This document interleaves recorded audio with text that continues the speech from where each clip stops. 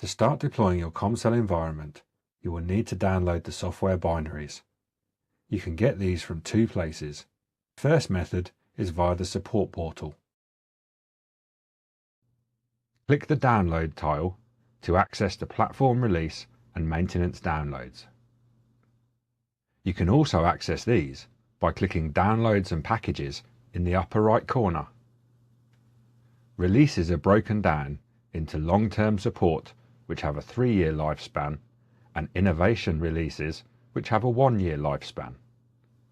We'll select the latest platform release 2024 and click the download icon. This provides links and details to the Windows and Linux download managers. These are small payload bootstrappers that will be used to download the required components locally in your environment. Click the download icon to download the required installer. The software can also be downloaded from the software store on cloud.commvault.com. Here you can find different downloads from media kits to reports and workflows. For software downloads, click Media Kits. From here, you can download your desired software release or maintenance release.